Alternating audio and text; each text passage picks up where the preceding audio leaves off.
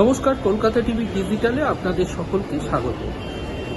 কলকাতা হাইকোর্টে খারিজ হয়ে গেল কালীঘাট তৃণমূলের আবেদন।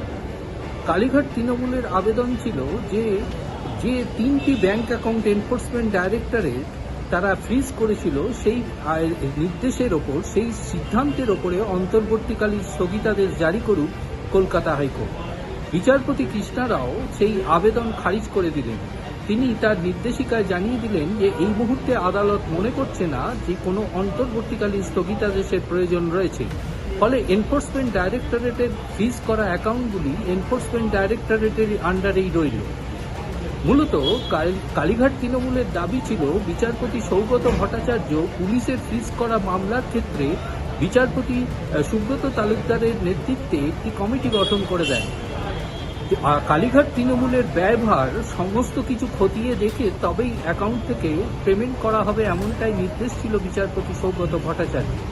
কিন্তু ওই মামলা চলাকালীন এনফোর্সমেন্ট ডাইরেক্টর তিনটি ব্যাংক অ্যাকাউন্ট ফ্রিজ করে দেয়। সেটি নিয়ে পরবর্তীকালে বিচারপতি কৃষ্ণা রাওয়ের এজলাসে আবেদন জানায় কালীঘাট তৃণমূল।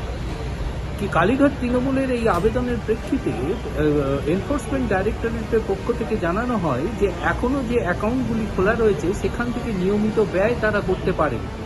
যে তিনটি অ্যাকাউন্টের কথা বলা হচ্ছে সেই তিনটি অ্যাকাউন্ট নিয়ে যথেষ্ট অভিযোগ রয়েছে, চপার কেনা থেকে শুরু করে অন্যান্য অভিযোগ রয়েছে, যা তদন্ত খতিয়ে দেখছে এনফোর্সমেন্ট ডাইরেক্টরেট। তার প্রেক্ষিতেই বিচারপতির প্রশ্ন ছিল যে অন্যান্য অ্যাকাউন্টগুলি বিচারপতি সৌগত ভট্টাচার্যের নির্দেশে ইতিমধ্যে অপারেট করা শুরু হয়েছে।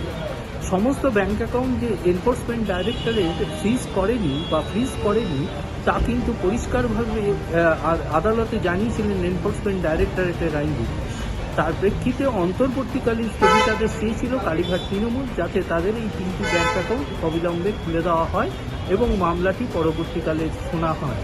কিন্তু বিচারপতি কৃষ্ণা রাও তার নির্দেশিকায় পরিষ্কার জানিয়ে দিয়েছেন যে এই মুহূর্তে আদালত মনে করছে না ওই তিনটি ব্যাংক অ্যাকাউন্ট খুলে দেওয়া নিয়ে এনফোর্সমেন্ট ডাইরেক্টরেটের ফ্রিজ করা অ্যাকাউন্টগুলি খুলে দেওয়া নিয়ে কোনো অন্তর্বর্তীকালীন স্থগিতাদেশের প্রয়োজন আছে বা কোনো অন্তর্বর্তীকালীন নির্দেশিকার প্রয়োজন আছে।